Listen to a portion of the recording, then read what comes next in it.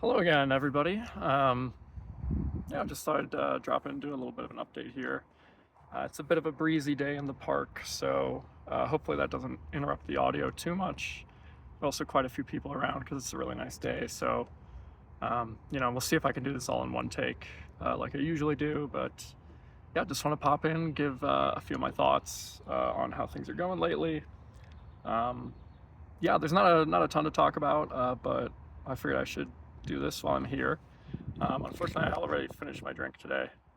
Kind of just using it as a wind block, but yeah, it's today's meal. Um, yeah, so what to talk about? So since my last community update released the Getting Around update in March, that went really well, I think. First major update in about 2 years means a lot. And it really was the first major step of getting the game back on track. Since then, I've been working on group ads, as well as a number of smaller things like security fixes, um, and just general minor improvements here and there, bug fixes, etc. And yeah, I think it's all been going pretty well. Lately, I haven't been the most productive. If you've been keeping up on the Discord, I've been talking a lot about how I've just had a ton of travel the past month. I had a work trip not too long ago, near the end of March. And then I had travel for the eclipse, which was fantastic. I hope those of you who got to see it really enjoyed it. And for those of you who didn't see it, don't worry. In about 20 years or so, there'll be another one, all the way across the country, from California to Florida, I believe. And that should be fantastic. But I do recommend you mark your calendars now and prepare for it. I started preparing for the 2024 eclipse that just happened basically the day after the 2017 eclipse. So I was waiting for that for about 7 years. My wife and I, kind of eclipse chasers at this point. We've seen 2 total solar eclipses in the US and one annular eclipse as well. And there are a bunch coming up around the US. I probably won't get to them. I think it'd be cool to do 2028. There's one going all the way across Australia. I think downtown Sydney is going to be in the path of totality. So yeah, that's great. Anyway, but yeah, I had travel for that. And then had travel for, a friend is getting married in later this year. So went and visited him to sort of plan things out a little bit and also just hang out because we hadn't seen each other in, like 20 months, something crazy because, COVID happened, life happened. Anyway, in terms of how things are going with the current update, haven't had a ton of time to work over the past month. I've been posting dev blogs as I can. Group ads are really cool. I'm very, very excited about the UI I've built, and I think the system is going to be really useful. Actually, it's not just going to be for advertisements. I think what's cool about it is that you can choose, whether you want your ad to show up on billboards in like a single system across the entire galaxy in certain faction space. I think it'll be cool to see what people do with that because you can do things like, have a news bulletin. Like news corporations can now actually, have like little news releases that go out and show up in the actual game. I think that'll be really cool. And then there's just a lot of immersive stuff we'll be able to do. Yeah, I mean, obviously, oh my god, it's windy. I told you. But yeah, just I think it'll add a lot to the immersion. It also adds to, there are definitely going to be some concerns of like, people spamming or putting unsavory things on there. But I think for the most part, it'll be pretty easy to moderate. And I'm going to put some sensible restrictions like accounts will have to have a certain amount of playtime in order to even post ads at all. So I'm going to really try to discourage any sort of botting from like external accounts trying to post, I don't know, ads for other Roblox games, and we'll take those down if we see them. You know how I am with moderation. Sometimes Sometimes I'm a little slow to act, but I think I'll build a nice moderation system for this to, take things down when necessary. Um, but yeah, I know on the roadmap for this, it's listed as 1 week, and I think there's been a bit of confusion on like what that 1 week means. If it's like one calendar week, or if it's what I meant by that is it's like 1 week of work, like working 2 to 4 hours a night for a week. I recently did get a chance to work for like 2 or 3 hours on a plane and really hammered out a lot of the back end. Haven't had a dev blog about that because there's not really anything to see there, but progress has been being made and pretty close to getting that out. I think I just need like 2 or 3 more solid nights. There's that wind again. But about 2 or 3 more solid nights of work. As for when I'm going to get those, I am home now for the better part of a month before I have more travel. I have like 3 events back to back in May, so that's going to be fun. And then early June I've got something, July I've got something. I don't mean to say all this to be like, oh, look at me, I travel all the time. How great. A lot of it's just obligations because I don't live where I grew up and I don't live where I went to college. And so when people get married or, when things are going on, I have to travel very far to see people. And yeah, it's just a reality of life. So, in terms of other Starscape related stuff, there's not a ton to talk about. The plan is still hasn't changed.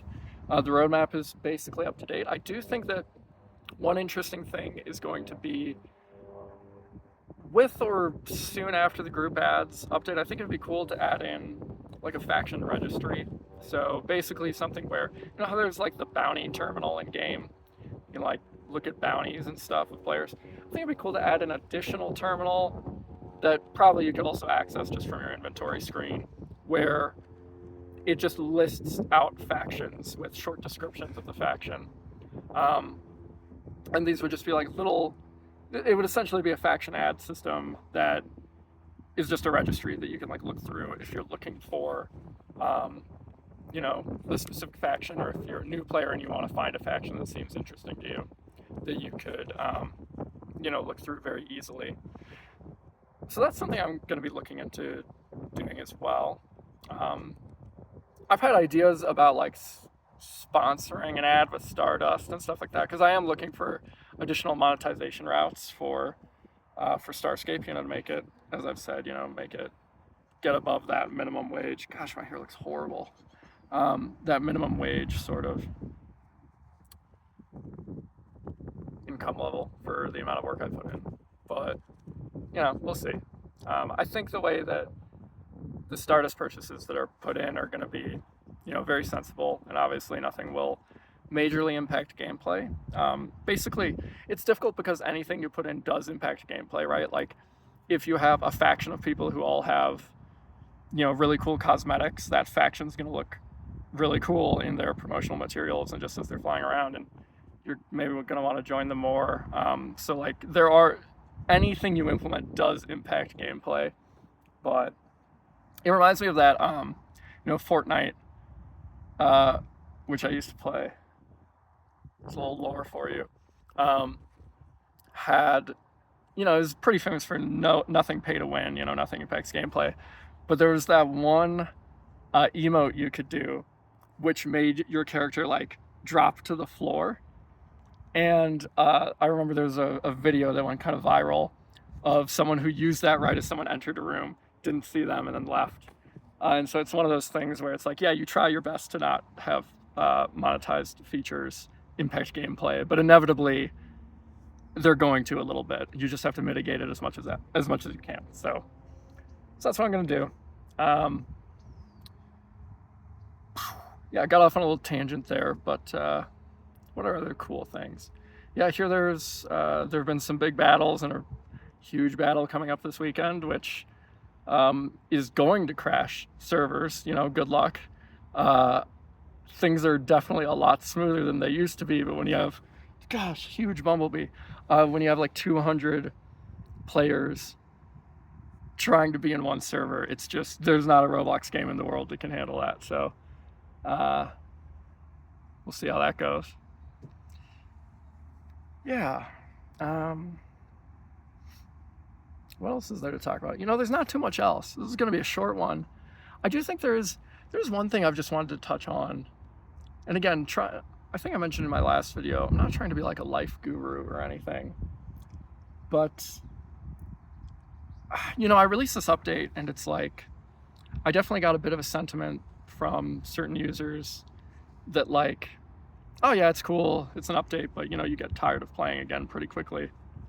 And it made me think a lot about the way I game now versus the way I used to game. And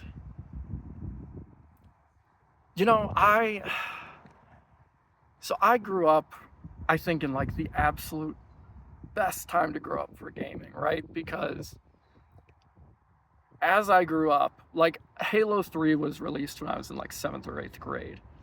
And that I think is the defining game of my generation in a lot of ways, because I was up at sleepovers at friends' house. We would be staying up till like 5 a.m. drinking milkshakes, running around my friend's basement and like playing Halo 3.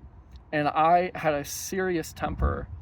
And one time I got so mad playing Halo 3 that I was so competitive that I like threw my controller at my friend's face, hit him in the head with it. Then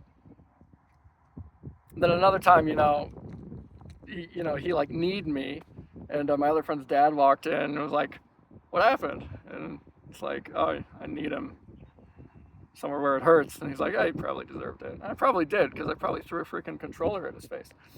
Anyway, off topic again.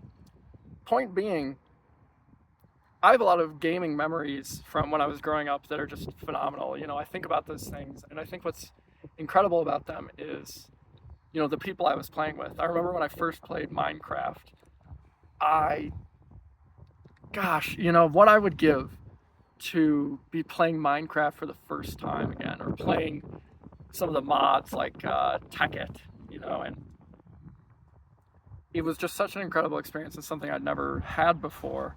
And it was all because of, the people I was playing with, that social aspect. And it was just a novel, incredible thing. And it was also just the point in my life where I was at. I was at a certain age. Minecraft, I think I was probably early high school when I really started playing it.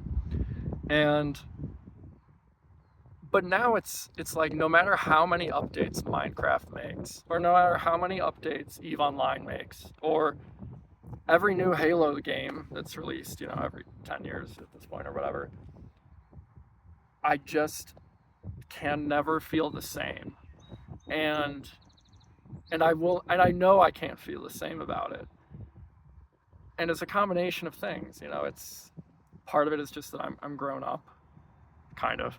I'm like 28. It's not that grown up, but I'm more grown up, and games just don't hit the same way they used to, you could say. My friends and I don't have, our schedules don't align, and our free time isn't the same, and we don't live in the same places anymore, so we can't play together, like in person and stuff like that. And so it's like, yeah, I just don't feel the same way about a lot of games that I used to. And I think that's what's happened to a segment of the Starscape player base.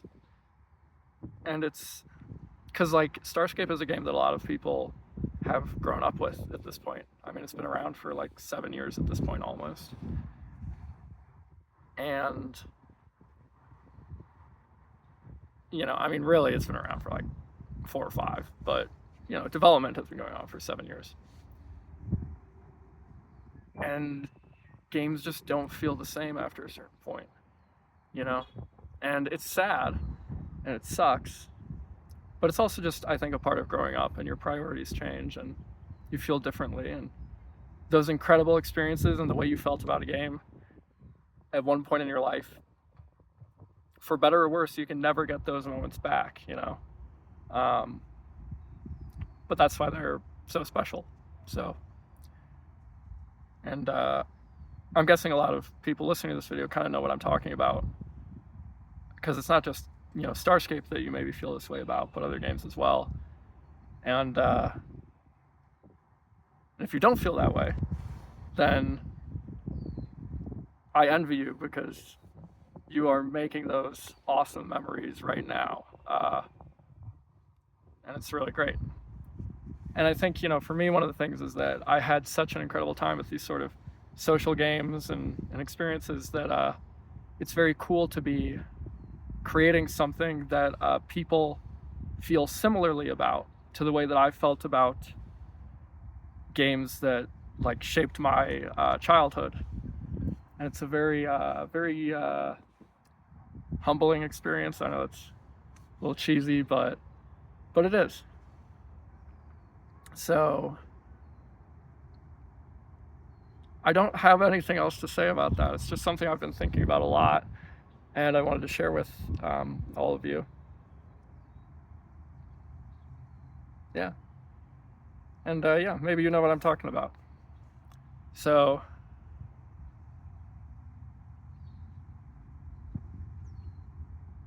I guess that's about it for this video. And yeah, I know there's not as much juicy content as in the past ones, but I know people like to hear from me and like to know that I'm not disappearing off the face of the earth again like I did for a couple of years there. So yeah, I just wanted to give everyone that little update and say that, yeah, I still love Starscape, still working when I can. Should get better. It is already a little better. It should get better as my schedule calms down a bit. But I do have interstate travel like every month this year somehow, so things are going to be broken up a little bit. Anyway, yeah, thanks for joining me in the park again, and I will catch you all next time. See you later.